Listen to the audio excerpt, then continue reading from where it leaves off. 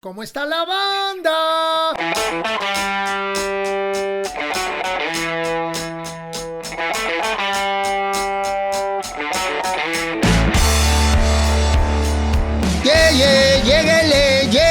Llegándole. Amigos, bienvenidos a otro podcast más de Cómo está la banda.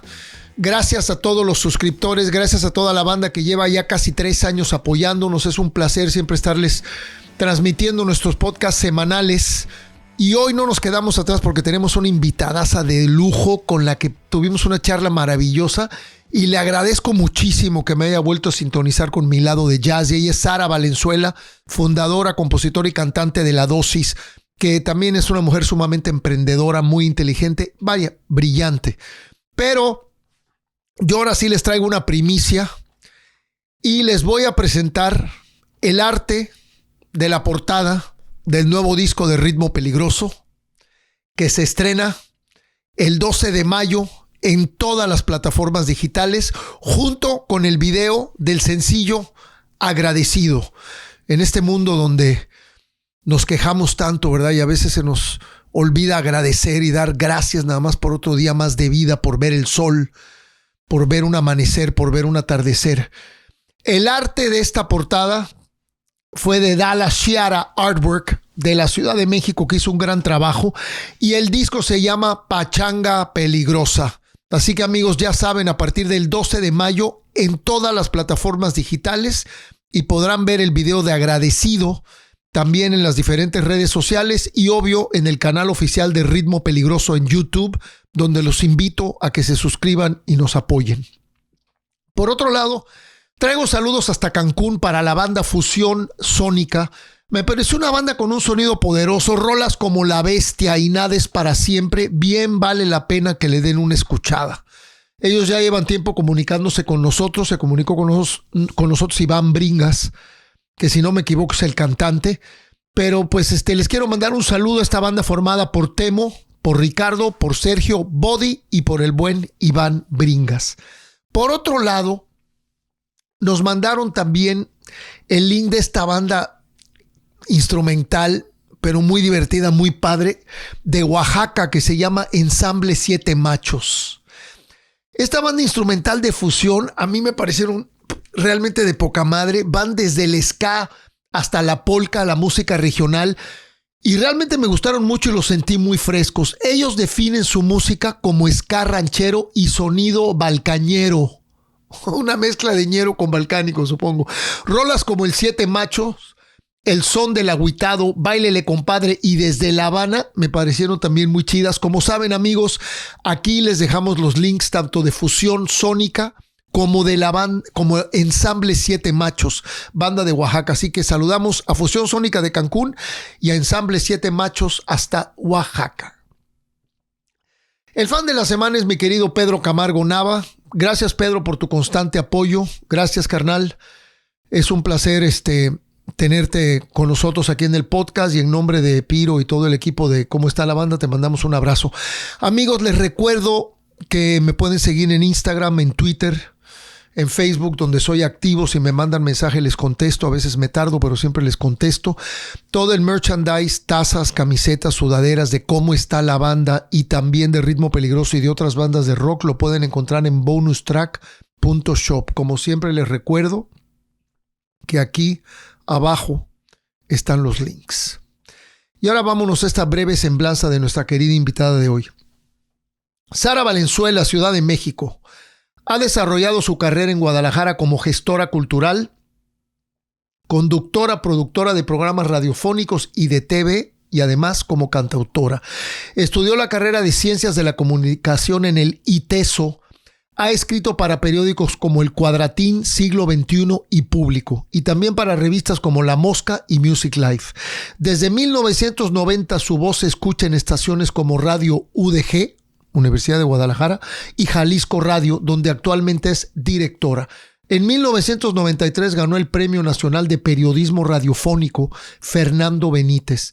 Solo Jazz es el programa con casi 33 años al aire donde Sara ha creado una importante plataforma para impulsar la difusión del jazz, así como para la creación de nuevas audiencias, que también incluye sesiones en vivo que desde el 2013 se realizan en diferentes foros culturales. Sara también ha destacado como curadora y productora de conciertos de jazz con artistas nacionales e internacionales.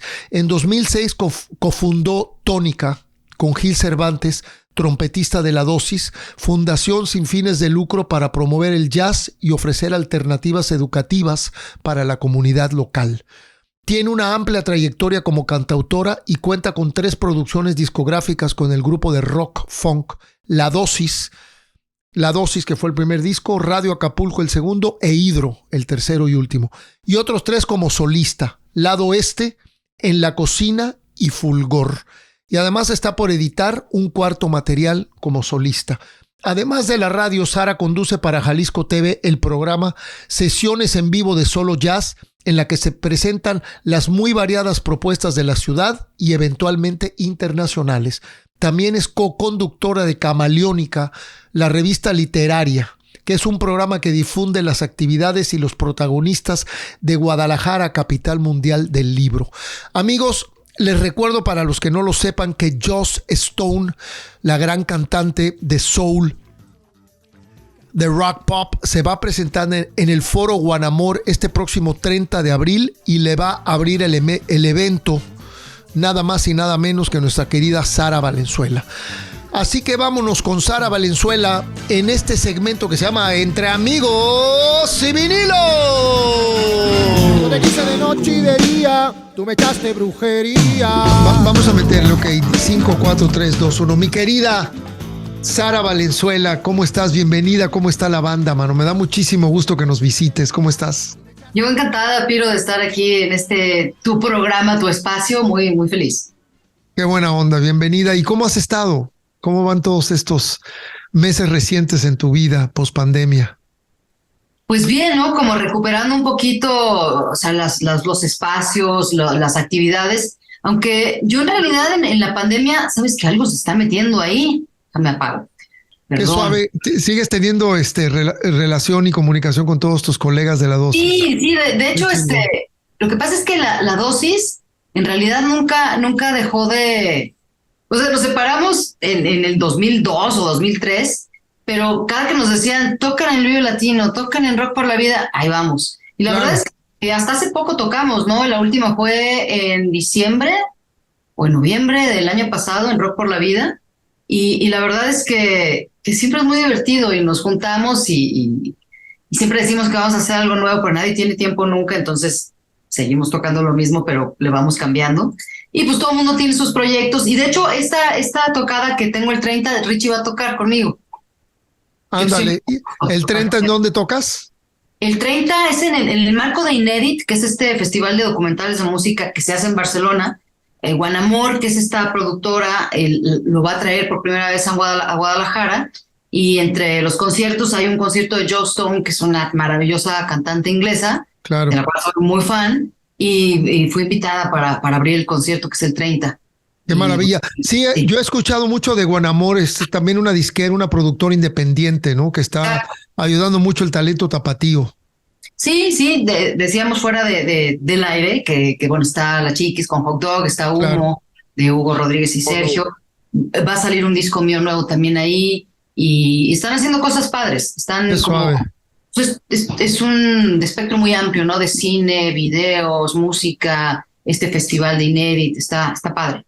Qué suave que existan ese tipo de proyectos y de, no sé, disqueras independientes apoyando el talento independiente, porque yo la verdad creo que estamos en la etapa de los músicos independientes, ¿no? Ya las disqueras quedaron atrás y cada quien ya se arma como que su manera de seguir adelante con su propuesta musical, ¿no? Pues eso desde hace un buen rato, ¿no? Sí. Yo recuerdo que cuando terminó La Dosis y que yo empecé mi proyecto solista, de pronto mi idea, o sea, como la cosa natural era, ok, busco una disquera como la que tuvimos en Sony, ¿no? Con Sony, con La Dosis. Y de pronto me di cuenta que no me convenía y que además no estaban interesados porque lo mío en realidad era un proyecto de cantautor, pero que me decían, ay, es que pues es que como que necesitábamos algo más comercial, ¿no? Y yo, pues lo mío, yo no estaba preocupada en hacer algo que fuera un hit ni nada, ¿no? Y al final lo saqué yo sola. Bueno, el señor González lo sacó al inicio con su sello Antídoto y después lo licenciaron en la Nacional, que es este sello de Los Ángeles. Y después los otros dos salieron con Intolerancia. Y pues sí, digo, es una forma nueva, ¿no? De acuerdo. Aprender tú a promocionar, a mover tu material, que creo que es como lo estamos haciendo todos ahora, porque como dices, pues ya las disqueras, a menos de que tengas un deal súper millonario, pues no te conviene estar, ¿no? Claro. Sí, no, el negocio de la música cambió muchísimo. Oye, Sara, ¿y cómo fue tu niñez a nivel musical, a nivel creativo? Porque independientemente de la música, yo creo que tenemos que hablar también de otras áreas de tu vida que tienes el don, ¿no? Eres una personalidad de radio, también has escrito, has sido como de alguna manera periodista Sí. y has tenido una carrera muy prolífera y muy diversa. ¿Cómo fue tu niñez? ¿Estuviste muy en contacto con las artes? Platícanos un poco de todo eso. Pues sí, crecí en una familia que sin ser músicos siempre había música, ¿no? Mi abuelo materno tocaba el piano, mis tías, mi mamá tocaba un poco de piano, pero siempre fue así como se sabía algunas piezas, ¿no? Pero mi papá y mi mamá escuchaban música todo el tiempo, ¿no? Y muy diversos géneros, desde música clásica hasta folclore latinoamericano. Mi hermano mayor, cuando empezó a escuchar mucho rock, pues yo también escuchaba. Y estuve en una escuela en la que se promovía mucho como la creación artística. Teníamos una clase que se llamaba Plástica y Dinámica, y a mí me encantaba porque pues, era como fomentar toda esta creatividad, y obviamente había música, ¿no? Y yo recuerdo que me dieron una guitarra cuando tenía 11 años, y empecé a aprenderme pues las canciones clásicas, ¿no? Hasta de Mocedades y todas esas. Y luego me aprendía las que se cantaban en el coro de la iglesia, porque yo nunca fui religiosa, no soy religiosa, y estaba en una escuela que es de jesuitas, pero en realidad no era tampoco así como muy religiosa, pero de pronto había que el Día de la Madre, que no sé qué, había misa, y entonces iba el coro y yo quería estar en el coro, entonces me aprendía las canciones que había que cantar en misa. Y tuve la suerte de que como a los 11 años, en un taller de teatro, el maestro que nos tocó fue José Force. Él llegó, estaba recién llegado de México, antes había estado en Miami, y pues nuestro maestro de teatro, ¿no? Y lo primero que se montó fue Jesucristo Superestrella, una producción que se grabó toda la música. Yo era muy chiquita, entonces tenía un papel muy insignificante de leprosa, me arrastraba ahí en algunas escenas. Pero me encantó, ¿no? La idea de estar en un escenario y de cantar en vivo y todo. Y luego más adelante, ya que estaba yo en la secundaria, hicimos una adaptación de Amor sin Barreras. Pero en lugar de ser americanos y puertorriqueños, éramos rockers y punks. Órale. Yo por supuesto era rocker, ¿no? Y ahí sí fue mi primera incursión en un estudio, porque José nos metió a grabar, hicimos un disquito de 45 revoluciones con 4 canciones, algo así, y yo cantaba que te late 4 segundos, digo 40 segundos de una canción, un poquito, ¿no? Pero me encantó y bueno, la experiencia del teatro luego se extendió ya hacia una cosa extraescolar, que fue el Grupo X, que era un grupo que seguía dirigiendo José Force junto con Chuta Domene, que Chuta es el hermano de Bola Domene, también maestro mío de teatro, y pues hicimos un montón de obras muy pachecas, muy divertida esa etapa. Y luego ya entré al ITESO, y en ese inter de teatro y entrar a comunicación, empecé a hacer coros en bandas, y pues no sé, ya fue como una cosa natural, ¿no? No creas que lo pensé de, ay, yo me quiero dedicar a esto, o sea, hubo música siempre alrededor de mío, estuve siempre muy cercana a gente que, bueno, cuando conozco a José, aparte del teatro, pues él ya tocaba, ¿no? Entonces yo chiquita, 13, 14 años, iba a los conciertos de Mask, Claro. que era lo que luego se convirtió en Rostros y luego Puca y todo eso. Y pues me encantó, ¿no? Dije, yo de aquí soy, ¿no? Me gustó mucho la experiencia y una cosa llevó a la otra, ¿no? Por ahí del 90 estuve ya con mi primera banda, porque antes estuve haciendo coros en otras, pero ya mi primera banda, así yo de cantante principal, se llamaba Mala Vida. Y con esa banda, pues estuvimos a punto de firmar con Culebra, pero al final, quién sabe qué pasó, que ya no pasó, no firmamos. Y justo Richie, que yo ya lo conocía, en ese entonces me dijo que por qué no rearmábamos Mala Vida, porque se había salido el bajista y se había desbandado todo, ¿no? Entonces, Richie y yo como que invitamos a otros músicos con la idea de seguir con Mala Vida, pero como al mes dijimos, no, esto está sonando horrible, no funciona, vámonos ya desde cero, y fue que empezó La Dosis, ¿no? En el 94. O sea que Mala Vida se transforma en La Dosis. No, pero era otro, no necesariamente, porque Mala Vida tenía otro tipo de giro, era más hacia el ska, como más Ese nombre, más- ese nombre estaba inspirado en la rola de Mano Negra. Sí. Ok. Me encanta Mano Negra, sí, claro. Qué buena canción además. Pero fusilé de ahí. Sí, porque además déjate cuento que esa banda, cuando a mí me invitan, los chavos que ya la tenían, se llamaba Pellejos de Gato. Entonces yo dije, qué padre está la banda, por ejemplo, que estoy en un grupo que se llama Pellejos de Gato. Entonces, pues, otro nombre, ¿no? Y yo, Claro. pues, fan de Mano Negra, dije, bueno, pues Mala Vida, ¿no? Y así fue. Y luego ya, bueno, empezamos con La Dosis, con otra formación, invitamos a Tlemilco, a Aldo Ochoa, luego la sección de metales, y fue empezar de cero, y ya era con con otra orientación más hacia el funk, que finalmente, pues a Richie y a mí siempre nos gustó y nos atrajo el funk. No, y ese a mí a mí como me gustaba La Dosis. Yo tengo una anécdota creo que fue como 1997, por ahí, una cosa así, que Alejandro Lora me invitó Ajá. a los 25 o 27 años del Tri en el Toreo Cuatro Caminos. Y entonces ya después había una fiesta y todo en el Hard Rock y todo, y yo me fui porque ustedes tocaban en Rocotitlán. Y yo me desafané de todo mundo ahí en el Toreo Cuatro Caminos, venía con el Moreno que trabajó con nosotros muchos años, y me fui derechito a Rocotitlán a ver a La Dosis, al Rocotitlán de la Nápoles. No, a mí me encantaba La Dosis, no porque estés aquí ahorita, la gente que me conoce saben que siempre fue una de mis bandas favoritas, y me encantó porque en un momento donde había como un sonido muy particular y muy parecido entre muchas propuestas musicales, ustedes sobresalían porque no se parecían a nada.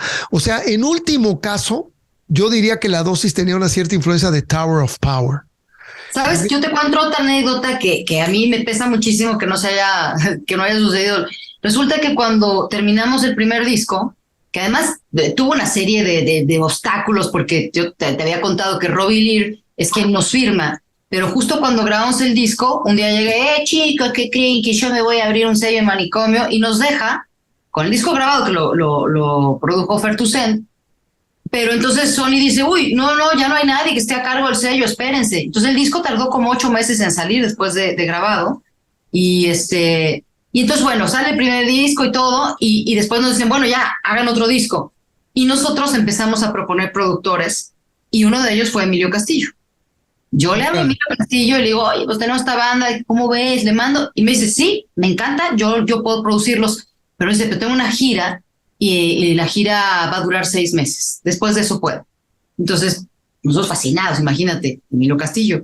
Y la disquera no quiso esperar. Dijeron, no, métanse a grabar pues un disco intermedio. Por eso salió Radio Acapulco, ¿no? Porque en teoría era como el inter para grabar después con Emilio. Lo que pasa es que, bueno, después sucedieron 1000 cosas y ya no grabamos. Pero sí, claro, Tower of Power es una banda que nos encantaba a todos, entre muchas, ¿no? De esa... Obviamente cosas de Marvin Gaye, de James Brown, pues toda esa Chic, Parliament, ¿no? De bandas de los 70s, que son bien importantes en el funk. Pero sí, fíjate, qué buena onda eso de que me contabas volviendo a lo del Rocotitlán. Sí, y Emilio Castillo es de los fundadores y de los duros de esa banda. Claro, nosotros sabes que les abrimos en un festival en el 84, cuando fueron las Olimpiadas ahí en Los Ángeles, andábamos tocando en diferentes festivales, y en uno de ellos coincidimos con Tower of Power. Claro, estaba el Chicano y Tower of Power como estelares. Nosotros tocamos como a las 3 de la tarde y ellos tocaron como a las 7, 8 de la noche, pero ahí estábamos en el cartel con ellos, ¿no? Y los vimos en la noche. Y sí, a mí es una banda que me gusta mucho desde la preparatoria, porque Jaco González Gravo, el saxofonista mexicano, fue mi compañero durante el bachillerato. Y yo, de hecho, creo que toco la flauta transversal por mi amistad con él, ¿no? Porque me gustaba mucho Jethro Tull y todo. Y Jaco realmente me enseñó mucho a tocar la flauta, como es más o menos la misma escala que el sax. Él la dominaba muy bien y me enseñó. Entonces me gustan mucho los ensambles de metales y todo, y La Dosis realmente me encantaba. Oye, Sara, ¿y cómo fue la experiencia de trabajar con el Fer Toussaint? Porque Fer no se dedicaba mucho a producir bandas, ¿no? A de ver escogido así como, sabes que esta banda me gusta, los quiero producir, me quiero involucrar con ellos. ¿Cómo fue esa experiencia en aquellos años de estar con Fernando Toussaint metido en un estudio como productor? Fíjate que en un principio, cuando íbamos a grabar, o sea, nos dijeron, bueno, a ver, ¿quién se les ocurre de productor? Sugerimos varios, algunos decían, no se puede, en fin, ¿no? Y yo de repente dije, ay, pues Eugenio es un gran músico, gran productor. Entonces le hablé yo a Eugenio, y Eugenio me dijo, ¿sabes qué? Yo estoy muy ocupado, pero mi hermano, Fernando, seguramente le va a latir el proyecto. Entonces le hablo a Fer, que yo no lo conocía, y Fernando se prende, ya nos juntamos, platicamos, viene a vernos y todo, y bueno, nos encerramos en el búnker ese de Sony, ¿qué habrá sido? Hicimos una preproducción cortita y nos encerramos ahí como unas 3 semanas, y fue una grabación acelerada, porque la verdad es que ese estudio en ese entonces era de Vicente Fernández. O sea, así nos lo planteó Sony. Si el señor Fernández llega, ustedes dejan de grabar, ¿no? Entonces, así como, híjole, acabemos, ¿no? Horrible, porque, o sea, yo, por ejemplo, grabé todas las voces en 2 días. Sí, estás hablando del el estudio de Naucalpan, ¿no? En la sí, es un estudio maravilloso, enorme. Grandísimo, ¿no? Sí, que cabe una sinfónica. Pues de hecho grabamos varias cosas en ese y luego en otro más chiquito, con Juan Citalski como ingeniero. Y bueno, fue intenso, ¿no? Como siempre fue el Fer. Pero padre, nos llevamos muy bien con él, fue muy divertido. Grabó una de las canciones, también la de Super 8, que es de mis favoritas. Él grabó la batería. Y bien, o sea, creo que lo padre es que le gustaba a él mucho, ¿no? Porque puede suceder que un productor lo haga porque pues, le van a pagar una lana y en realidad no le importa tanto la banda, pero creo que él se involucró mucho, platicamos mucho, ¿no? Del contenido, de las letras, todo. Y bueno, pues finalmente Fer tenía mucha idea también, ¿no? De los arreglos. Los arreglos de metales los hizo José Luis Guerrero, que es un gran saxofonista de aquí de Guadalajara, que tenía esta banda Bandido. Una de las bandas de allá de Avándaro. Avándaro, exacto. Tremenda banda. Y Kiko Guerrero, que era el cantante, que en paz descansa, tremendo cantante, man. Pues José Luis, el chamaco Guerrero, es un gran arreglista, muy cuate nuestro. Él hizo los arreglos. Y entonces ya Fer lo que hizo fue invitar, para tener una sección doble de metales, pues invitó a Diego Maroto, que ahí lo conocimos a Diego, invitó a Chucho López y también ¿quién más? Otro metal. Se me fue ahorita, pero ahorita me acuerdo. Pero bueno, entonces grababa la sección de la dosis y sonaba súper bien, ¿no?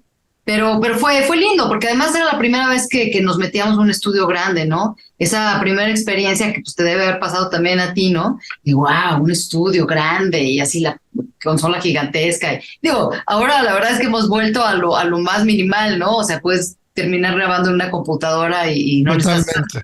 Totalmente. Pero sí, fue una experiencia padre ahí encerrados. Y con Fer nos seguimos viendo, ¿no?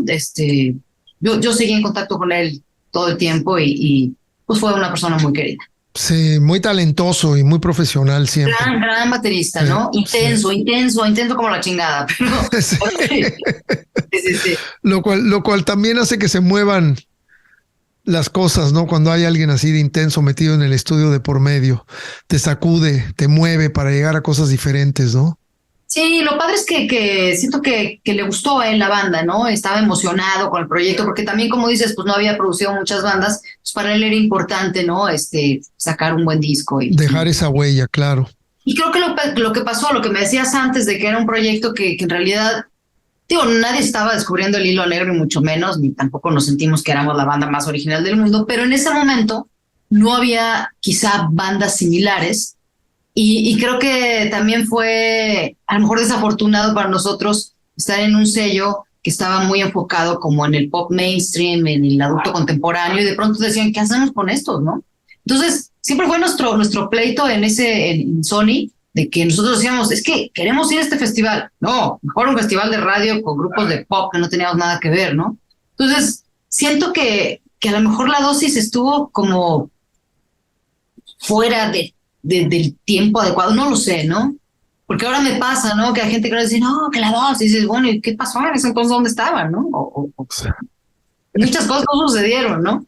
Pero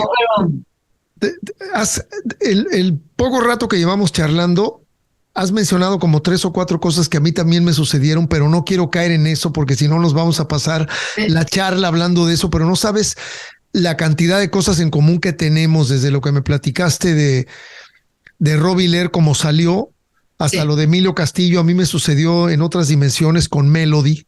Pero bueno, eso es otra historia. Ahora, Sara, ¿por qué se desintegran sabiendo el talento que tenían, el potencial que tenían? ¿Qué es lo que lleva a que de pronto la dosis se desmorona temporalmente? Bueno, como bien dices, siguen tocando, son una familia que está ahí, la puerta sigue abierta, pero ¿por qué no continuaron? Yo creo que en el momento en el que Sony nos dice, no, ya no sabemos qué hacer con ustedes, ahí les va su carta de retiro, era un momento en el que ser independiente era impensable, ¿no? Decías, no tengo disquera, ya valí madre, ¿no? Y creo que eso nos desanimó mucho porque habíamos hecho, pues teníamos material para hacer 2 discos más, ¿no? Entonces íbamos con el AIR, que también en ese momento la persona que estaba encargada de decidir qué hacías, pues finalmente no era una persona que tuviera mucho contacto con el tipo de música que a nosotros nos interesaba, ¿no? Entonces, no sé, creo que se desencantaron quizá porque pues, finalmente una disquera lo que quiere es vender, ¿no? Y creo que después del Hidro, que fue también un cambio pues, muy radical, ¿no? De la dosis, como que dijeron, no, ¿saben qué? Está muy complicado esta banda, ahí se ven, nos dieron la carta de retiro. Y pues pasó eso, que de repente pues, todos sentimos que era muy complicado, ¿no? Seguir independientes. Si eso hubiera pasado ahorita, hubiéramos dicho muchas gracias y seguimos, ¿no? Claro. Y creo que también, no sé, de pronto ya se habían salido Giancarlo y Gil, habían empezado otros proyectos, estábamos como cuarteto, y luego Richie empezó a producir a Belanova, y como que él vio esa coyuntura de, bueno, pues si ya no con la dosis, pues me meto de lleno a Belanova, que le fue muy bien, y llegó un punto en el que nadie se decidía, ¿no? De, sí, seguimos, y hasta que yo dije, a ver, aquí nadie toma decisiones, pues yo la voy a tomar, ya está, ya, buena onda, cuates. Y así fue, ¿no? Y yo justo empiezo a querer hacer algo, pero pues ya sabes, ¿no? Como de, ay, ¿ahora cómo le hago? Yo sola, ¿no? ¿Y qué voy a hacer? ¿Y cómo? ¿Y con quién? Y justo me habla Edmundo Navas y me dice, Bien. oye, voy a sacar un compilado nuevo de Mexican Divas. Te quiero invitar con una canción tuya, no de la dosis. Y justo había hecho Para Continuar, que fue mi primer canción sola, ¿no? Dije, pues bueno, pues tengo esta canción. Entonces le hablo a César Gudiño y a Odín Parada de Susi 4. Digo, oigan, pues me ayudan, la producen. Sale, se la mando. Y estuvo muy chistoso porque la sacaron de sencillo, que bueno, Opción Sónica es un sello independiente, pero aún así empezó la canción a sonar y de pronto estaba en un montón de compilados. Y entonces me decían, oye, ¿y qué más tienes? No, yo no, pues nada más, ¿no? Y entonces fue, pues, tengo que hacer más canciones. Y fue ese proceso de enfrentarme a, ok, tengo mi compu, mi guitarra, unos loopsitos, el Acid o el Vegas o lo que sea, y vámonos. Y empecé a hacer canciones, y de pronto ya tenía 5, y de pronto tenía 7, y de repente dije, pues ya tengo para un disco. Y ahí fue otro proceso, ¿no? De cómo hago este disco. Y obviamente toparme con las disqueras independientes, digo, las disqueras transnacionales de, qué padre, pero no es para este país, ¿no? Yo, ¿cómo? Pues si está en español y pues yo no estoy hablando de nada raro. Y tuve la fortuna de que, no, te debe haber pasado, ¿no? Insólito. Sí, o sea, ya con las canciones decían, ay, qué padre suena, pero como que es para otro país, ¿no? Y yo, pues, ¿cómo? Pues está en español y no estoy diciendo nada raro. Pero tuve la suerte de que un muy querido amigo, Javier Sánchez, dueño de una cadena de tiendas de música, me dijo, oye, pues a mí me late, ¿qué onda? ¿Cómo te apoyo? No, pues yo ya había hecho unos demos con Doggy Bound, que es un baterista de esta escena downtown en Nueva York, que obviamente por el programa de jazz yo ya los conocía, ¿no? Y en un momento que fui a Nueva York me dijo, oye, pues yo puedo producirte y vente al estudio y grabamos 3 canciones. Me encantó cómo produjo y dije, yo con este cuate quiero hacer el disco, ¿no? Y Javier me dijo, pues ¿cuánto necesitas? Pues tanto, pues ahí te va el cheque. Y así fue. Me fui y me encerré casi 3 meses con este cuate y fue un proceso súper bonito porque gente que yo conocí a través del programa y que los entrevisté y que eran mis ídolos, pues terminaron grabando en mi disco, ¿no? Y para mí era así como, no lo puedo creer, Mark Reeve o Steven Bernstein, toda esta banda de de músicos alucinantes que además son jazzistas, pues yo no hago jazz, ¿no? Que eso es algo muy chistoso porque hay gente que de pronto dice, sí, Sara la jazzista. No, yo no hago jazz y ni por equivocación porque me parece complejísimo jazz, lo respeto muchísimo, me encanta. Y creo que a lo mejor hay algo ahí, ¿no? Pues tantos años de hacer un programa de jazz y de tocar con jazzeros, pero pues lo mío es más bien, pues es una especie de rock, pop con influencias de funk y de soul y algo de jazz, ¿no? Pero bueno, así fue más o menos el proceso, y así fueron los otros discos también, ¿no? Pero al final del camino es fusión y yo siempre digo que la fusión refresca. Sí, yo creo que tienes que estar abierto, ¿no? Exacto. Porque además siempre estás oyendo cosas que te llaman, ¿no? A mí me encanta cuando algo realmente te sorprende, que esa sensación de, wow, esto me vuela la cabeza, ¿no? Que a veces con tanta información ya no te pasa, ¿no? Sí, pero por ahí sobresale algo que te conmueve o te llama la atención y dices, puta, ¿qué rola es? A ver, Shazam, ¿qué estoy oyendo? Exacto. Digo, a mí me pasa y me encanta y voy a sonar super cursi, pero de repente hay música que me conmueve y me salen las lágrimas y digo, wow, ¿qué es esto? Y creo para mí que al final, pues ese es el objetivo principal de hacer música, ¿no? Que algo le suceda a la otra persona. Que te muevas, y que alguien más te diga, híjole, esta canción a mí me ayudó en tal proceso o lloré porque me acordé de quién sabe qué, ¿no? Mira, que te ponga a bailar, que te ponga a llorar, pero que te cree algún sentimiento, ¿no? Que la odien, ¿no? Sí, no, pero que sí, porque hay tanta música súper producida que no te dice absolutamente nada. De acuerdo. Y sobre todo ahora, ¿no? Que hay una oferta tan grande y tan a la mano, ¿no? O sea, es que aquí está mi perro, pues a veces, digo, acuérdate, cuando nosotros escuchábamos música, tenías que esperar a que el disco te lo trajeran de quién sabe dónde a la tienda donde lo pedías, y llegabas a tu casa y lo abrías y el vinil. Era un tesoro. Tesoro. ¿Y cuántas veces lo escuchabas? 30, 50, sentado ahí, ¿no? Y ahora, como puedes escucharlo en el carro, en el baño, en el celular, todo, siento que se ha perdido como ese ritual de realmente meterte en la música y que era increíble, ¿no? No, incluso hay muchos chavos de la generación de ahora que no saben lo que están escuchando. Les gusta, pero tú le dices quién es y te dice no sé, pero les gusta la rola. Sí. Y en cambio nosotros, como bien dijiste, nos sentábamos, abríamos el vinilo, abríamos el cartón, veíamos dónde se había grabado, quiénes eran los músicos, quién había producido, los meses, las letras, el arte, todo, ¿no? Era realmente, como lo dijiste, era un ritual. Eso me parece una gran palabra. Eso se ha perdido, digo, hemos ganado en otras cosas, ¿no? La inmediatez, ¿no?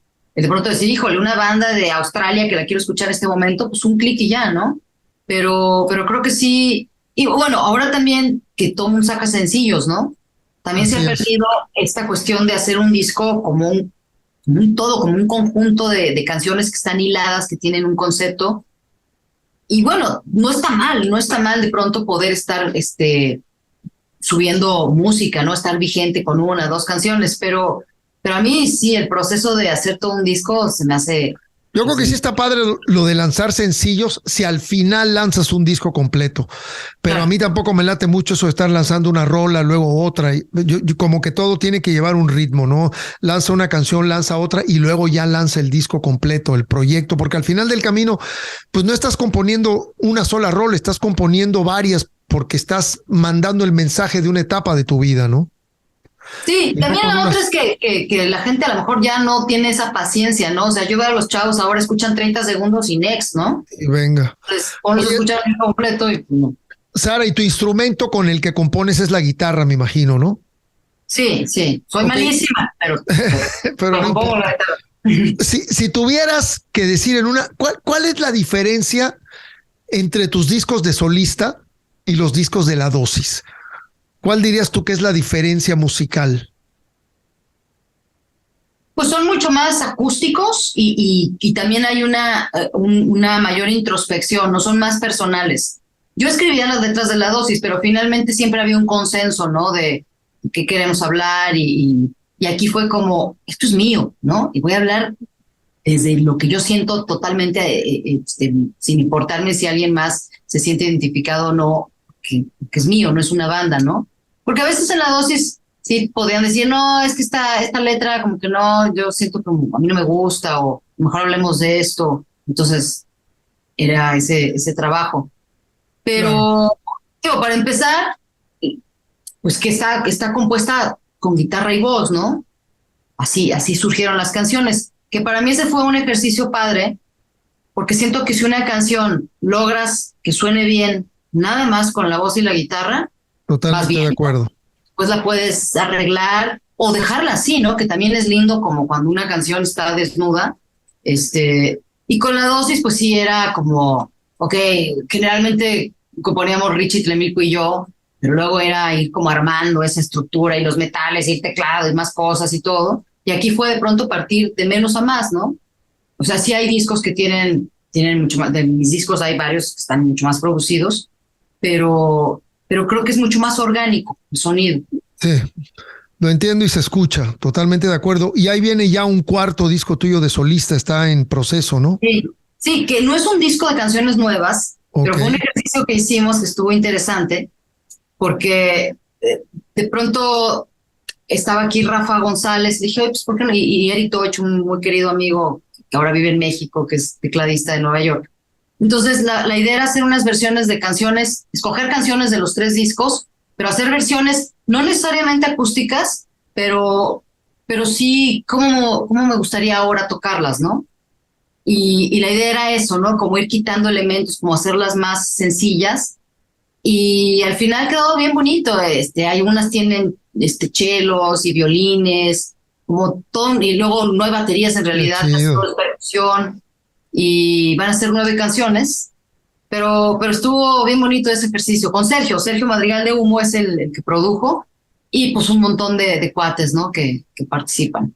Qué suave. ¿Y para cuándo sale esto, Sara? Pues yo espero que ya en junio lo podamos subir, ya está, ya nada más pues que Sergio se aplique con la mezcla que ya va adelantado. Pero sí, pues es que de pronto también es eso, ¿no? Cuando estábamos con la dosis, era todo el tiempo la dosis, nada más, ¿no? Yo me acuerdo pues ensayábamos todos los días de 4 a 9 de la noche. Y después, bueno, pasan cosas, ¿no? El trabajo, los hijos, cambian, ¿no? Ya no tienes Claro. tiempo, todo el mundo tiene mil proyectos. Entonces con Sergio, pues es así de, ¿cuándo no ensayas con Humo y cuándo no produces a tal? Entonces nos juntamos, ¿no? Ahorita viene del estudio, que estamos armando el show del 30, pero bien, pues son otros tiempos, ¿no? Y tampoco tengo prisa, pero sí quiero que ya salga. Sí, qué bueno, mano, porque cuando uno empieza a estresarse por los proyectos que deben de ser una bendición, no vale la pena. Ese Samo, qué bueno es, ¿eh? Sergio es un Tiene, muy tiene talentoso músico, mucha onda, sí. toca todo, canta re bien, y con él me he topado con alguien como muy buen guía, ¿no? O sea, para las voces es fantástico, ¿no? Sí, Nos sentamos, como empiezo a hacerle una melodía y luego como él la complementa, y es muy rápido, ¿no? O sea, a veces nos sentamos y, ok, a ver, traigo esto, ok, y empieza a armar todo y de repente tenemos toda la canción ya armada, que eso es padre, sí, ¿no? Que cómo además no. es muy buen ingeniero, muy buen productor, entonces tiene todo. Sí, yo lo conocí precisamente por Hugo, Claro. no con Humo, pero me cayó muy bien y además me pareció, así como bien comentas, muy talentoso. Ya de hecho estuvieron por acá, nos visitaron hace como un año y cacho. Sí, me Oye, dijo. Sara, eh, te dan el premio Fernando Benítez al periodismo radiofónico en 1993, en tu plena época con la dosis, ¿cierto? Eh, Y ya andabas haciendo no, periodismo. fue antes de la dosis. La dosis empieza en el 94. Ok, Yo empecé, estudié comunicación, y cuando salgo del ITESO, o estaba en el último año, por una amiga conocida de la escuela, que estuvo conmigo en la secundaria, me dice, oye, pues es que en Radio Universidad quieren nuevos proyectos, ¿no? ¿Por qué no vas? Propones. Que su novio era su director, gran amigo mío, el Che Bañuelos, ¿no? Entonces ahí voy yo con el Che Bañuelos, digo, oye, pues yo voy saliendo de la carrera, quiero hacer un programa y traigo esta idea, ¿no? Que era un programa en realidad pues, casi de rock, ¿no? Con entrevistas a personajes de la cultura tapatía. Ok, sí, hazlo, ¿no? Se llamaba El Andén. Y empiezo a hacerlo, y a los 2 meses de estar ahí, resulta que la chica que hacía el programa de jazz, que se llamaba Jazz Solo Jazz, pues se fue. Entonces me dijeron, no, es que ya se fue y queremos seguir teniendo jazz, ¿por qué no te lo avientas tú? Y dije, no, yo de jazz mamá sé quién es Billie Holiday y Charlie Parker, ¿no? Entonces me avientan al ruedo así como, o sea, sin saber realmente mucho, aterrada yo, ¿no? Seguramente hay gente que sabe, así que soy una completa idiota. Y bueno, pues lo que hice fue empezar a escuchar música porque había una fonoteca muy, muy chida de acetatos ahí en la radio. Y mucha gente me mandó, porque no había en ese momento internet como para meterte a ver, ¿no? O sea, estaba el libro de Joaquín Berendt, de la historia del jazz, que es una biblia del jazz, y revistas, ¿no? Pues ya llegó Jazzis o Downbeat, y pues me empezaba a informar, y me encantó.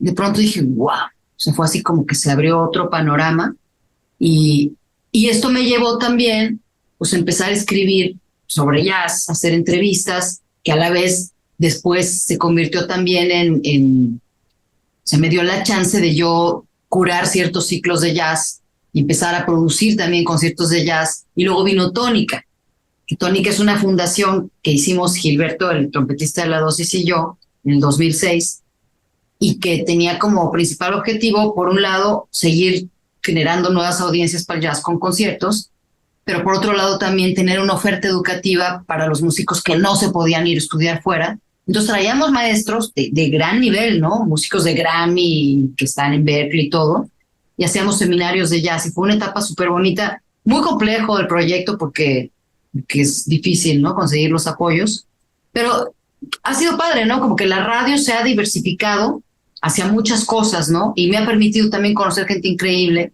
que de alguna forma terminó también vinculándose con mis proyectos personales. Y pues sí, así ha sido, ¿no? Todo ese proceso. El programa cumplió 32 años al aire, que es una historia ya larguísima. En noviembre hicimos un concierto padrísimo de aniversario. Vino una banda de Nueva York que se llama Breastfeast, que son locazazos. Y aparte hicimos un ejercicio de improvisación dirigido por Alonso Arreola, que también es un loco. Chema. Y toda la idea era que se armaban ensambles, pero eran al azar. De repente era, como eran 32 años, eran tríos y que iban a tocar partiendo de 2 provocaciones.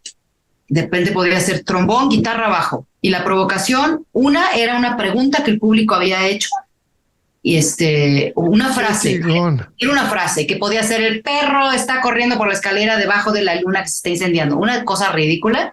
Y la otra provocación era el género. Entonces de repente les leías, bueno, pues esta está la frase, ¿no? La señora corriendo detrás del tipo no sé qué, y el género es, y sacabas, pues, blues o free jazz. Entonces improvisaban durante 3 minutos con reloj. Estuvo divertidísimo. Oye, qué chingón, mano. Qué Con chingón. la Perla Jazz Collective. Muy padre estuvo. Ok, qué bien. ¿Y por qué la Perla? ¿Tiene que ver con la tienda del Bola? No, porque la Perla así le dicen a Guadalajara. Ah, claro, sí, la Perla, claro. Entonces, la Perla de Occidente, ¿no? Exacto. Y entonces son pues músicos de la escena local, era como 15 músicos, y entonces iban alternando, ¿no? Había saxos, trombones, pianistas, bajos, guitarras, muy divertido estuvo. Como un cadáver exquisito musical. Algo así. No, una cosa completamente improvisada. Qué divertido, mano. Oye, qué creativo eso. Me encantaría estar en uno de esos eventos. ¿Y se va a repetir? Pues fíjate que Alonso y yo sí tenemos ganas de volverlo a hacer, pero bueno, pues ya ves, de repente se cruzan 1000 cosas, pero creo que todo el mundo se divirtió muchísimo, el público estaba encantado, aparte contaba, ¿no? Ya les quedan 10 segundos y ya, hasta aquí. Muy divertido. Oye, yo te quería platicar precisamente, te quería preguntar de Tónica, pero ya nos comentaste, ¿y Tónica sigue activo todavía? Antes de la pandemia, Gil se quedó con el proyecto y estaba más enfocado como, bueno, ser un festival mucho más chiquito y ciertas cosas ya no tan grande como el seminario de jazz, pero sí de pronto cursos. Pero bueno, se cruza la pandemia, y hasta donde sé, pues Gil paró el proyecto, está muy metido de ganadero, está en su tierra, en el Teúl, tiene un negocio de carnes, hasta donde sé, de repente ahí nos escribimos, y no, pues sí, se paró Tónica, ¿no? No sé si Gil va a seguir. Yo en un momento dije, no puedo más porque exigía mucho tiempo. Me imagino que muy absorbente. Oye, ¿y qué tan difícil fue conseguir fondos para poder hacer esos seminarios de jazz? Pues complicado. Me imagino que sí. Muchas puertas, pero el proyecto, la verdad es que les gustaba mucho, entonces sí, tuvimos la fortuna de que varios años sí nos apoyaron, pero bueno, hacíamos eventos de recaudación de fondos, tocar 1000 puertas, muchas nos las cerraron y nos dijeron que les importaba un pepino el proyecto, y en otras fueron como muy receptivos, ¿no? Pero pues como todo, sí, es complicado, siempre creo que es un reto, ¿no? El poder conseguir fondos para ese tipo de proyectos que al final de cuentas no son proyectos que van a generar, o sea, porque si les decías a los hoteles, no, bueno, es que vamos a traer a 20 músicos, decían, sí, pero a mí que eso que genera derrama turística, ¿no? Pues no sé, ¿no? Pero bueno, sí, nos fue bien. Hicimos varios años, fueron festivales muy grandes, con un gran cartel, con muchas actividades, el seminario, con un ciclo de cine, con exposiciones, y luego se fue achicando, ¿no? Porque pues también es complicado por los dineros. Pero a mí se me hace que sembró cosas muy padres. De hecho, hay ejemplos clarísimos de gente que a partir de haber estado en seminarios de tónica se consiguió una beca en Berkeley o en el Conservatorio de París. Silvana Estrada, por ejemplo, vino a un seminario de Jalapa y conoció a Charlie Hunter, que era el maestro que guitarra en ese entonces.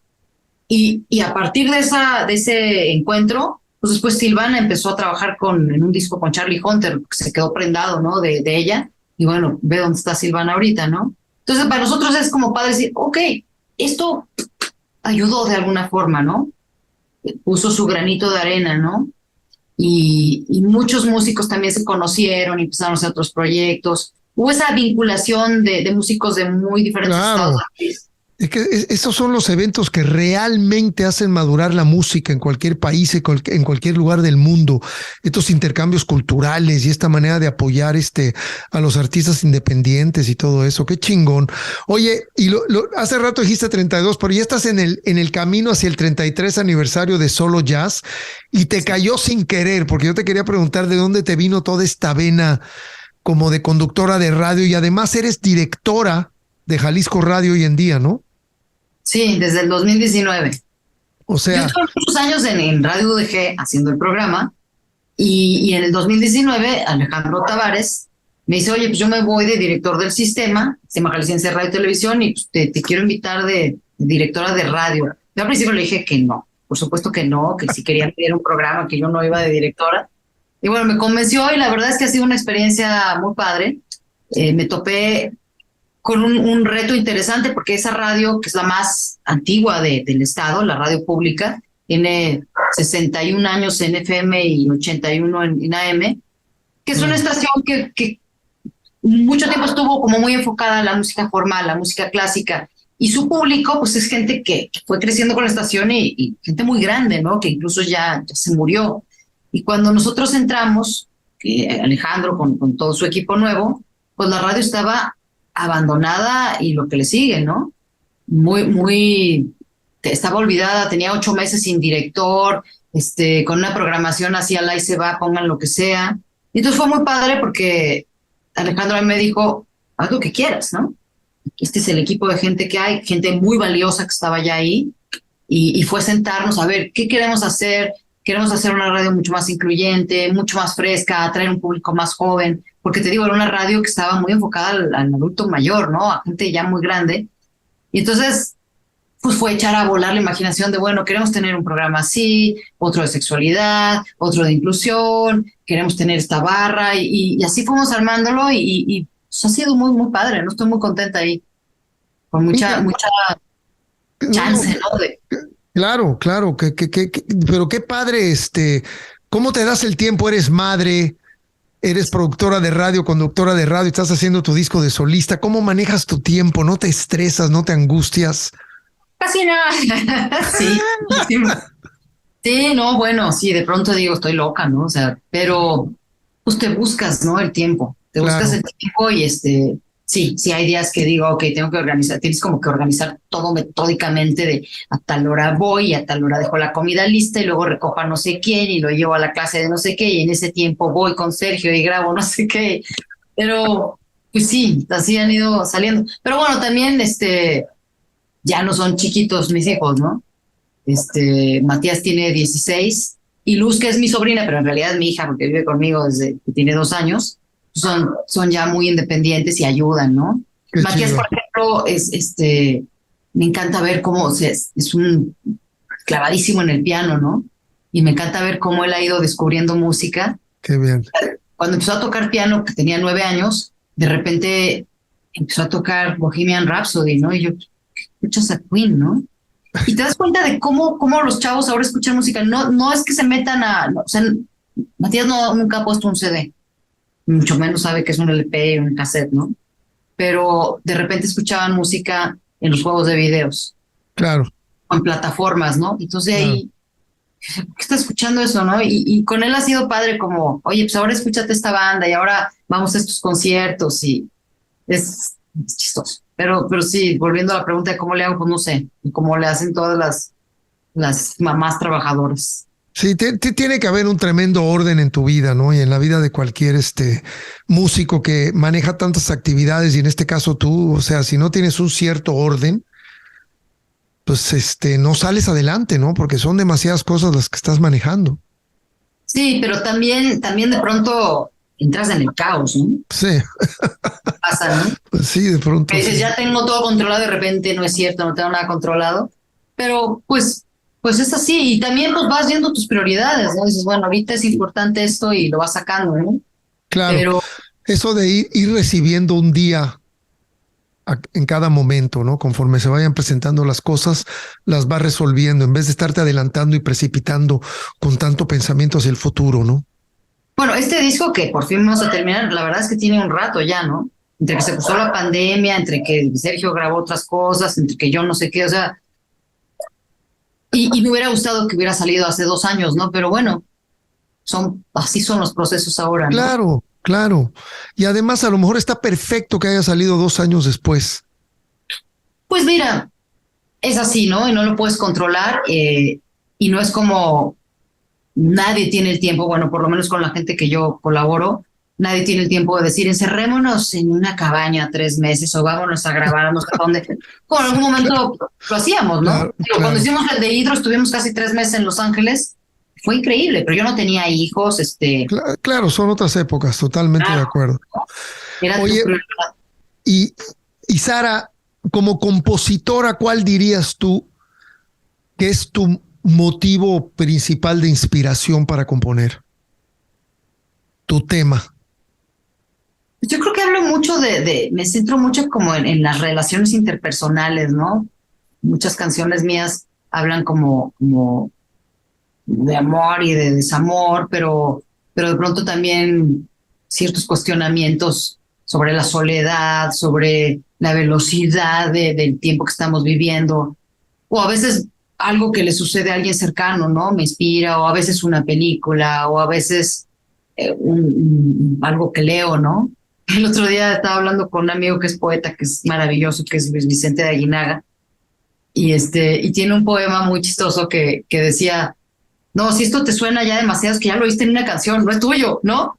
Entonces, igual pasa al revés, ¿no? Que dices, no tengo la gran frase, y dices, no, creo que ya le escribió alguien, ¿no? Pues sí, no es así que diga, tengo siempre un tema, ¿no? Por Claro, ejemplo, en este disco nuevo hay una versión de una canción que se llama Ciudad Perdida, y que es una canción que yo escribí en el momento en el que estaba pasando todo lo de los desaparecidos de Ayotzinapa, que a mí me impactó como de pronto decir, esta es la realidad de México, es tremenda, ¿no? Para mí era pues una ciudad perdida, donde ya no hay para dónde ir, todo está dado al queso, el caos, una desolación espantosa. Entonces salió esa canción, ¿no? Pero también hay canciones que son un poco como un cadáver exquisito, que también me di la chance en el último disco en Fulgor, como de escribir algo que a partir de ciertos ejercicios que estuve tallereando con una amiga poeta, en el que de pronto era, ok, escribe 5 frases con 3 palabras, cámbialas. Y luego escogíamos la mejor frase y luego la mejor frase de otras palabras y íbamos armando un rompecabezas y al final decías, wow, tiene sentido. No, digo, no todas son así, pero sí, como que he tratado no tengo un método, ¿no? Y me da mucha envidia la gente que se sienta y escribe una canción de principio a fin en una servilleta, en un avión, en un camión. A mí me cuesta. no, pero esos son momentos únicos. Muy de vez en cuando te Bueno, sale una rola la primera. claro. Muy de vez en cuando. Silvio García Pato, que era un publicista muy famoso en los años 70, él decía que nosotros no teníamos creatividad, que la creatividad nos tenía a nosotros y que cuando nos tocaba era el momento de aprovecharse. Yo siempre discutía con él eso porque yo creo que no, yo creo que naces creativo y si le buscas, le encuentras, ¿no? Y si tienes más o menos la disciplina de estar buscando la composición, la manera de expresarte, pues van a seguir fluyendo canciones a lo largo de toda tu vida. También depende de cada quien, ¿no? Pero yo sí, yo estoy de acuerdo contigo. Yo tampoco creo en las fórmulas, no creo en los métodos. Yo creo que de pronto te puedes inspirar en una película, como dijiste, te puedes inspirar en una frase, Sí, en una noticia de un encabezado de periódico. No sé, ¿no?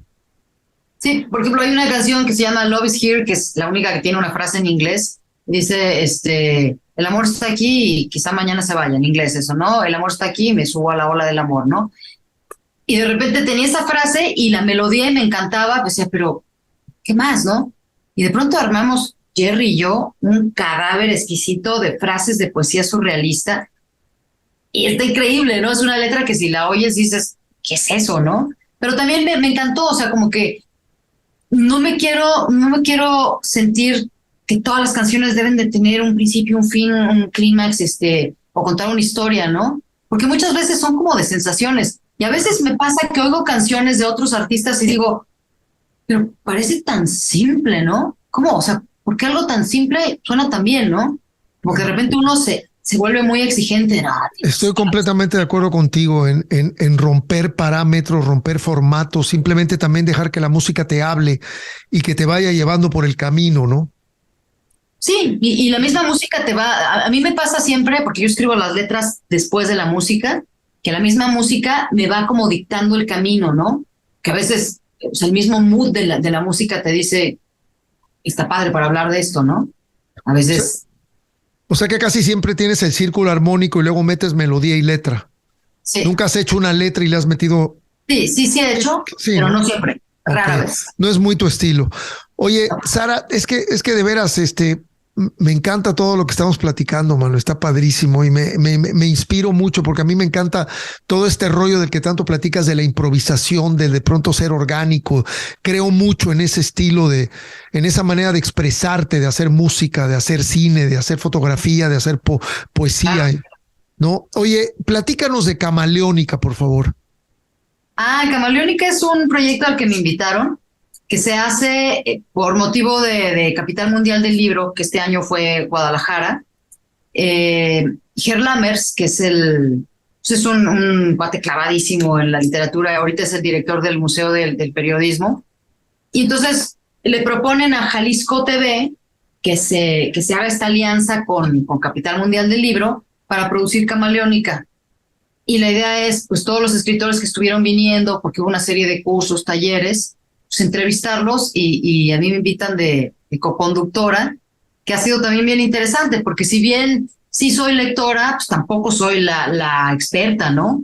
Ger sí lo es, ¿no? Entonces de repente era así como, ay, este escritor, ¿qué onda, no? Entonces te pones a investigar y bueno, ha habido unas charlas increíbles como con Javier Velasco, ¿no? Que está súper vinculado a la música, ¿no?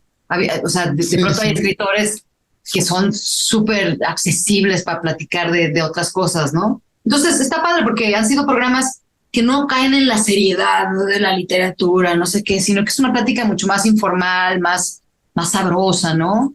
Ya se acaba, de hecho tenemos un par de programas más y ya fue todo el año de hacer estas entrevistas y ha sido padrísimo. Qué suave.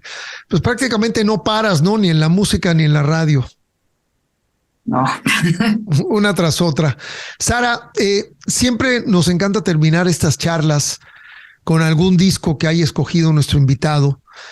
Tú me mandaste una lista de varios y decidimos escoger 3, 2 de jazz y uno de New Wave, porque Sí. yo no puedo llamarle rock a los Talking Heads todavía, ¿no? Claro. ¿Por cuál quieres empezar? Pues mira, a mí los Talking Heads para mí es una banda que la sigo escuchando muchísimo. Discazo además el Stop Making Sense. Mira, Eh, además, tengo la copia, yo sabía, no lo encontraba porque he perdido viniles y algunos los he regalado y me encontré con el booklet. Wow. Pero aparte, fíjate el tamaño, qué maravilla, ¿no? Sí, no, pues era el vinilo, pero es que además este disco acompañado de la película fue realmente revolucionario en aquel entonces. Ahora acabo de enterarme de que encontraron la película y le están, ¿cómo se llama? Como reeditando en 4K. Va a haber una versión nueva. La van a estrenar en cines. El año que viene. Y de hecho, hay un tráiler ahí que sale David Byrne que va a la tintorería a recoger el traje ese gigante que se pone. Está chistosísimo, ya está en YouTube.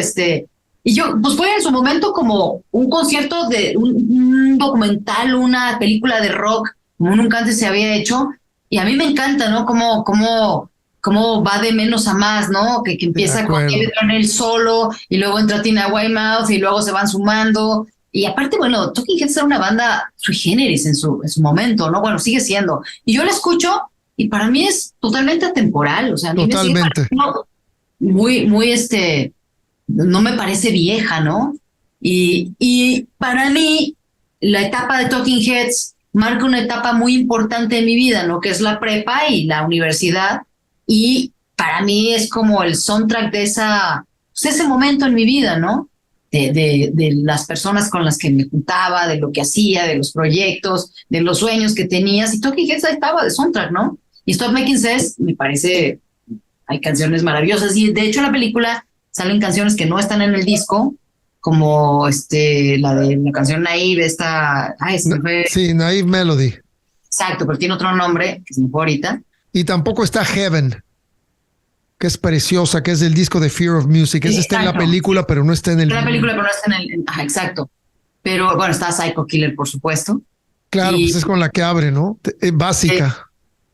Swamp. Mira. Exacto, ahí está. Y Burning Down the House, que también es buenísima. Y bueno, de hecho, creo que es considerada una de las películas de rock más importantes, ¿no? De hecho, el disco en el 84 también muchos críticos dijeron que eran uno de los mejores discos. Y bueno, pues ahora a ver qué pasa, ¿no? A 40 años de que lanzaron película de Jonathan Demme, que me parece fabulosa. Yo no me acuerdo quién me dijo una vez que Talking Heads inventó el New Wave antes de que existiera el término. Y es que realmente, como dices, es una banda atemporal. Yo creo que la mayoría de las bandas que a mí me gustan, desde, no sé, David Bowie, Peter Gabriel, siempre han hecho una música temporal que la escuchas y parece que fue grabada hace 2 meses, no hace 20 años. Exacto. Sí, porque además creo que no David Byrne nunca ha sido alguien como preocupado por hacer algo que esté de moda, ¿no? Creo que todos los proyectos que ha hecho, incluso se ha metido en terrenos súper experimentales, ¿no? Con Brian Eno, luego cuando hizo lo del Rey Momo, que también es fantástico. Increíble Rey Momo, su primer disco de solista, qué joya. O luego con Saint Vincent, o sea, con un montón de cosas. Y creo que esa es la clave, ¿no? De que hace realmente lo que le apasiona y lo que le dicta en ese momento su corazón y su mente o lo que sea. Y no sé, siempre a mí me enganchó, siempre me ha gustado. Aparte, es una banda que me hace sentir bien, ¿no? Que te dan ganas de bailar y no sé, me pone muy de buenas. Sí, estoy de acuerdo contigo. Yo también creo que Talking Heads tendrá que estar entre, no sé, este disco y el Fear of Music tendrían también que estar entre mis discos más importantes. Pero Sara, es increíble, obviamente por tu conocimiento musical, por este legado que ha dejado el jazz en tu vida. Escogiste también un disco importantísimo en la carrera de Miles Davis, que es el Kind of Blue.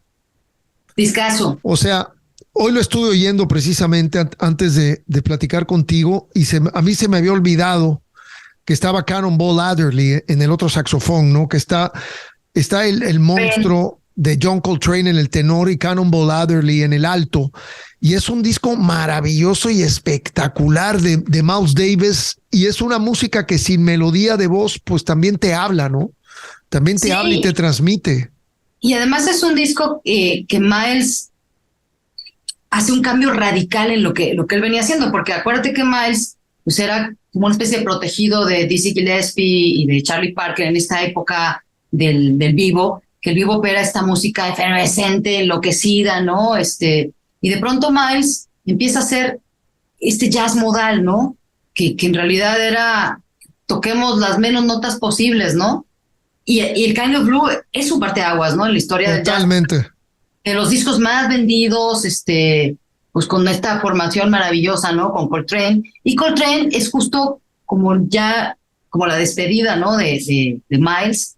Habían tocado juntos en varios discos, pero Coltrane ya estaba también como empezando a vislumbrar otro camino, ¿no? Que se fue hacia un terreno súper espiritual, cuando surge ya años después el Love Supreme, ¿no? Y es un disco, como dices, es súper melódico, tiene unas melodías hermosísimas que si bien no tienen letra, ahí están, ¿no? O sea, son como melodías memorables. Dice que es el disco de la medianoche por excelencia. Y a mí me encanta escuchar.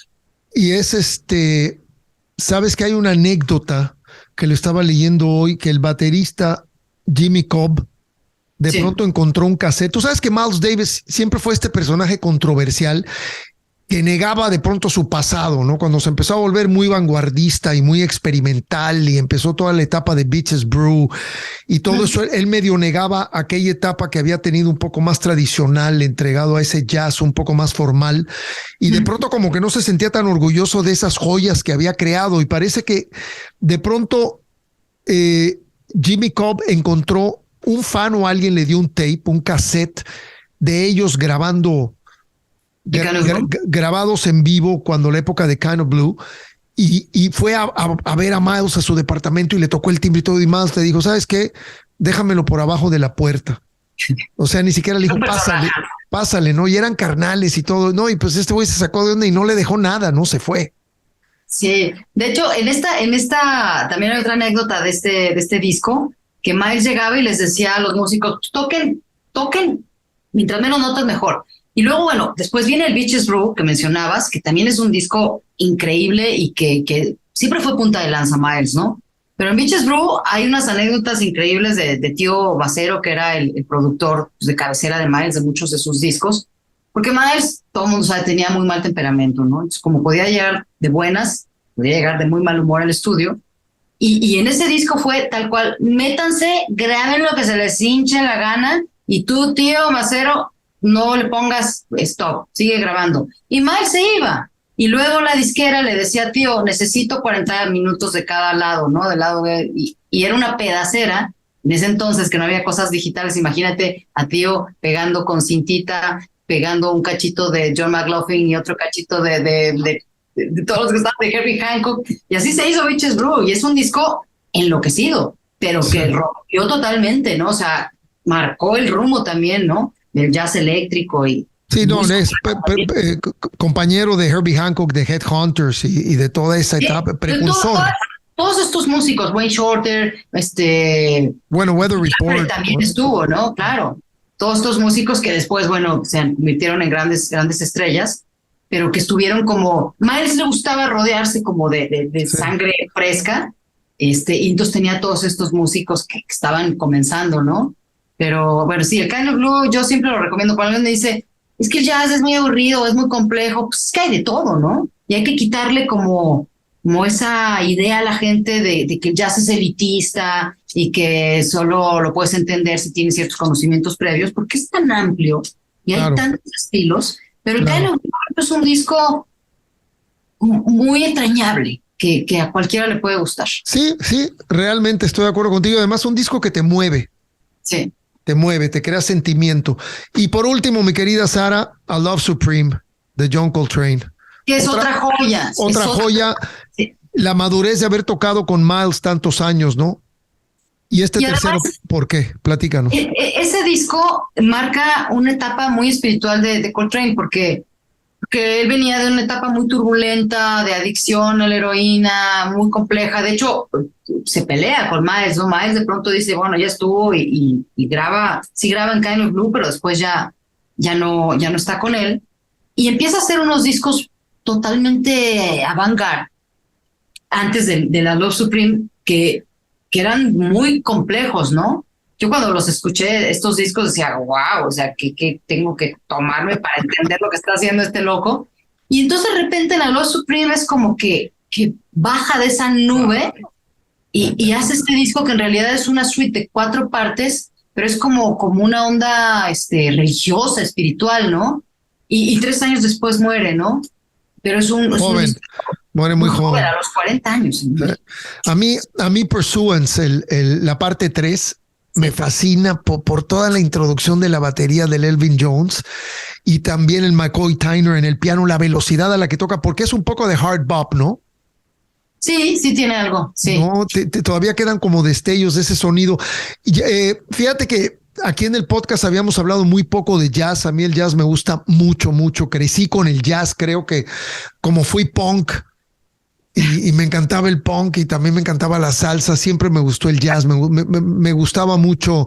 Probablemente también por mi amistad con Jaco González, que hace rato te lo comenté. Jaco me influenció mucho, me enseñó mucho la onda de Weather Report, de obviamente Tower of Power, que es más funk, pero en aquel entonces era sobre todo Weather Report, John McLaughlin, que era más progresivo. Más progresivo, claro. Pero también tenía una vena de jazz por ahí muy marcada. Y pues obviamente toda esta cuestión de Charlie Parker, de Dizzy Gillespie, que es una maravilla. Realmente hay que tomarse el tiempo nada más para escucharlo y aprender un poco de este género que, como dices tú, para nada es elitista, pero me parece súper ecléctico los discos que escogiste. Y termínanos de platicar un poco más de esto, caray, que te interrumpí.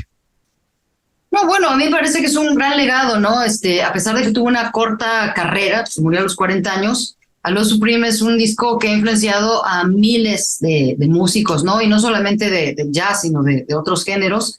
Y es considerado uno de los discos más importantes en toda la historia del jazz. Y creo que, a diferencia de estos discos anteriores, pues es un disco mucho más melódico, ¿no? Quizá no en el estilo modal, pero sí mucho más, sí, que te aprendes las melodías, ¿no? Cada parte tiene como una melodía muy identificable. Pues qué suave, mano. Qué suave brincar de los Talking Heads a Miles Davis y de Miles Davis a John Coltrane, ¿no? Hay que mantener la mente abierta. Oye, y hace rato salió un perrito, una perrita. Estaba aquí dando que le quería que la subiera. Sally se llama. Qué bonito. Sally. ¿Qué es? ¿Una Shih Tzu? No, es una maltecita que encontramos en la calle. Suave. Tiene 11 años. Nosotros a Kiki, que originalmente fue la mascota de este podcast, la tuvimos que poner a dormir el 21 de diciembre del 2021. Y ahora tenemos un par de gatos aquí en la casa, porque también son gatos adoptados, ¿no? Que los adoptamos. Yo tuve gatos mucho tiempo, pero ya no. Yo la verdad soy una persona más de perros, pero al final del camino me encantan los gatos y los perros, pero yo la verdad me hubiera traído otro perro luego, pero estábamos como en duelo, toda la familia, como muy triste, y no era como que el momento, y de pronto mi hijo Juan Pablo se apareció con un gato y vámonos recio. Son fascinantes los gatos. Sí. Dicen que los gatos no quieren mucho a sus dueños, quieren más bien se enamoran del espacio donde viven. Se adueñan, ¿no? Sí.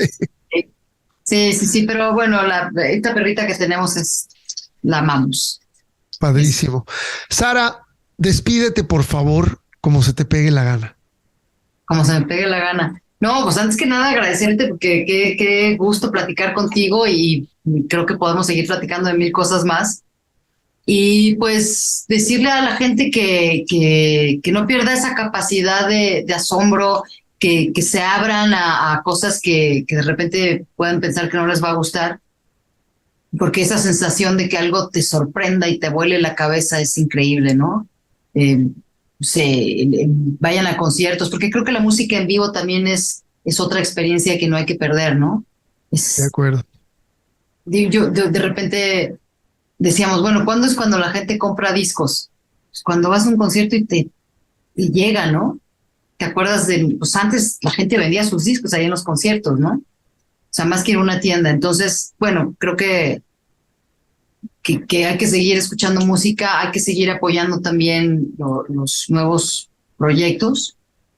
Y yo lo veo ahora, una cosa importante que hemos hecho en Solo Jazz es hacer sesiones.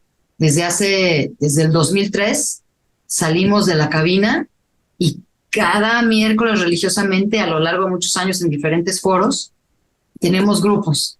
Y para mí ha sido increíble ver el crecimiento aquí, por lo menos en Guadalajara, de los músicos que ahora están enfocados en el jazz, de cómo antes un chavito empezaba tocando rock y ahora veo un montón de chavos que se van de lleno al jazz, ¿no?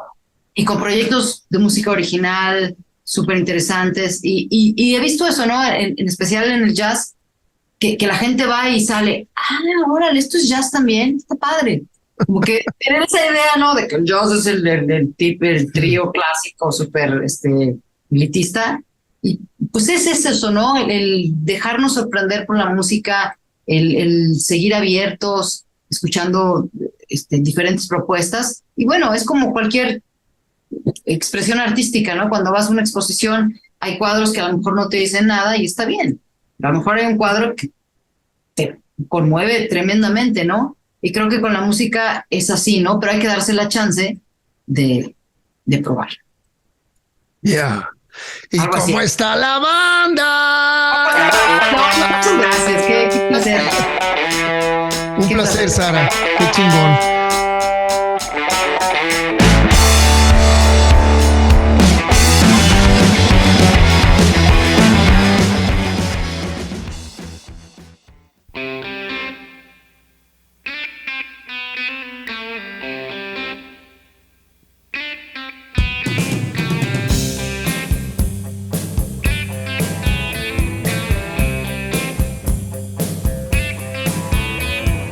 I've been passing, analyzing all the time. Said time is precious, I think.